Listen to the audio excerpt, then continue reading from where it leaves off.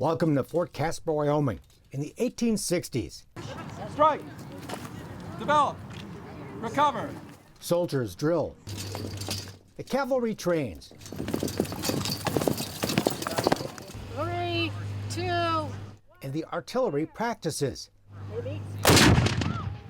What we're hoping is to give people just a little bit of a glimpse of what life would have been like during the 1860s when people were living out here.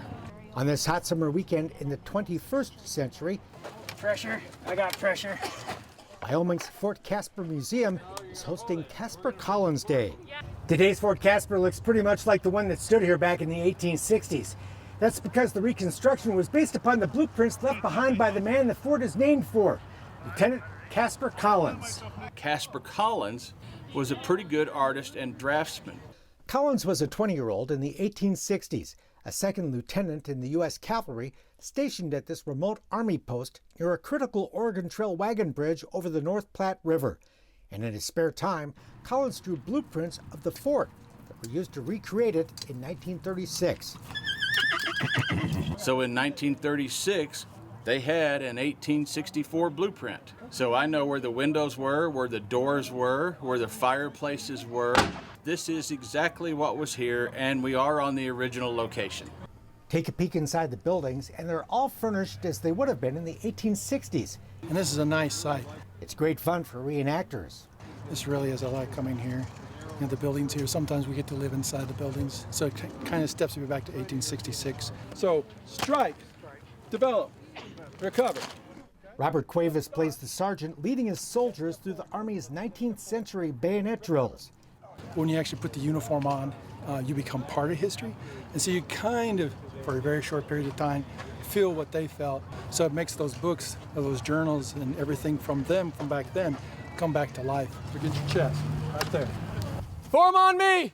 Elsewhere on the post, the cavalry trains. This is just some of the basic drills they did. Just kind of a day in the life of a cav trooper out west. Gallop! March!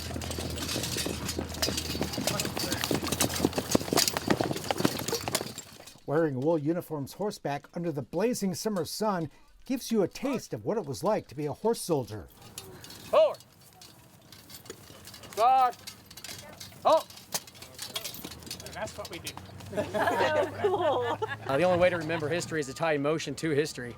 And so the way to do that is to feel the fabric and to sit in the saddle and to smell the sweat from the horse and the tools and the equipment they used more than 150 years ago.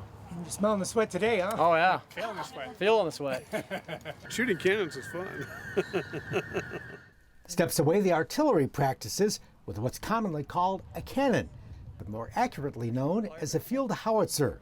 So that's a real working howitzer. Oh, yeah. Yeah, it does everything the originals did.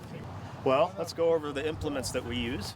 These are not simple to operate. So there's going to be debris that's left in the bore from the powder bag.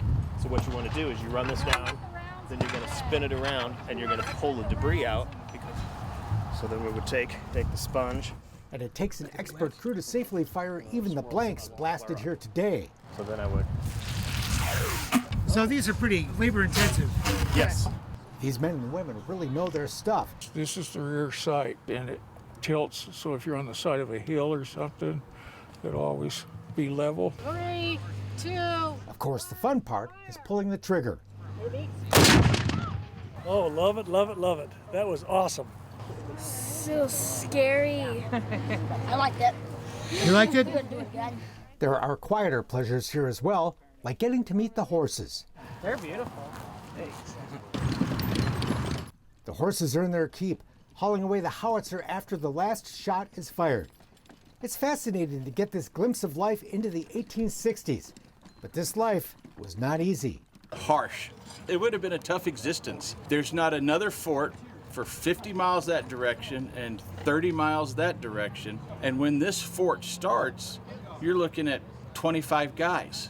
So these guys, it would have been out here, alone, so to speak. And the men stationed here were in the Army, in a war with the surrounding Indian nations, fighting to preserve their very way of life. Summer of 1865, there was trouble between the Army and the American Indians all up and down the trail, all around. as a direct result of the Sand Creek Massacre the previous winter. Casper Collins was killed July 25, 1865, during an Indian attack on the small detachment he led to protect an incoming wagon train carrying supplies to the fort. The wagon train was attacked that afternoon, and only 3 of its 25 men survived. As a result of the young lieutenant being killed, the Army changes the name of this fort from Plattbridge Station to Fort Casper, using his first name because there's already Fort Collins that was named after his dad. And in the process of doing that, they spelled his name wrong, which is why you see the difference in spellings between the Casper now, C-A-S-P-E-R, and the museum, which is C-A-S-P-A-R. The Indian Wars are, of course, long over, and the fort now stands within the modern city of Casper, Wyoming. Forward to walk. March. But for one weekend in July, Fort Casper comes back to life. 3, 2, 1, fire! Maybe.